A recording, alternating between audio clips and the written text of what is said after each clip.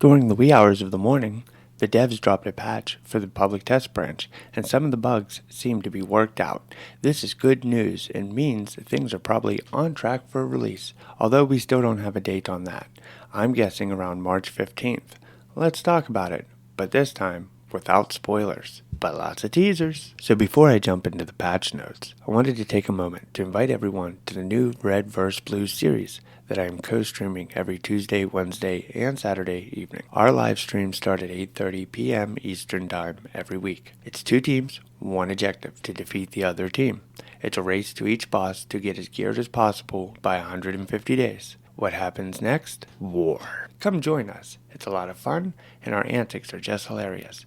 Details are in the description below. Alright, let's move on to the patch notes. So at this point, everyone who wants to know what's in the update already knows. So I'm releasing this video more for the everyone crew, those who don't want to be specifically spoiled, but still want a progress update. So here we go. Taking a look at this changelog that was released at 2:20 in the morning today. The new hood for the new armor, as well as the root mask, will now hide the player's beard when equipped. So that's pretty nice because that sort of bled through, and it was honestly kind of creepy looking.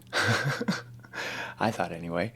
But so that's good. Now it'll sort of be a little bit smoother, and if you liked having your beard showing all the time, then that might be a problem. Presume you'll still be able to see it just fine with all the open helmets. Now with the ones that cover your whole head, you can expect your beard to disappear. Moving on to the next one, all events can now be triggered again. So in the public test branch, only the new event was able to be triggered. So it looks like they've just opened it all back up to everybody. This isn't really anything for the public. I guess this is just for the testers. So I've redacted the items, as you can see, that I don't want to release. So a new player built item will now drop a new item when destroyed. So there are, on the new items, there's sort of a little detail, and this is for all the people who know what the new item is.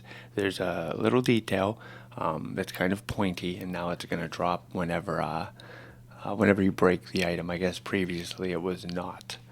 So, fixed a rare case where thawed lakes, so that's kind of a little spoiler, we're going to have something called thawed lakes now, inside the new area, would push the player out of the new area whenever near the end of the world type of thing. I think this was actually the bug that I discovered. Every time I tried to go into the new area, it literally just bumped me right back out, and I reported it pretty quickly.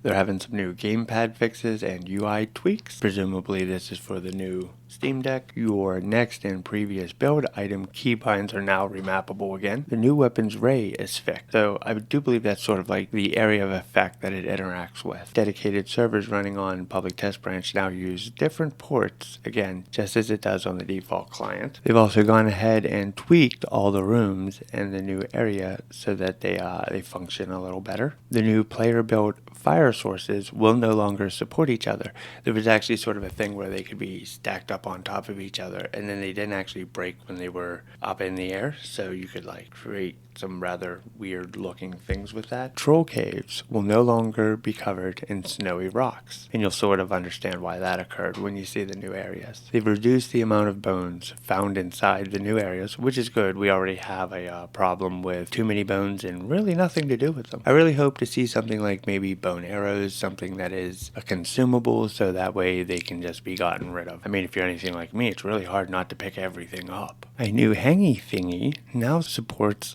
banners, so that means you'll be able to hang it up in much the same way that you do a banner. The new mob now only drops 1 intestine, whereas previously it was dropping a few and it was stacking up pretty quickly. We now have something that will drop bronze when you break it. So there's a new item in the new areas that drop bronze when you break them.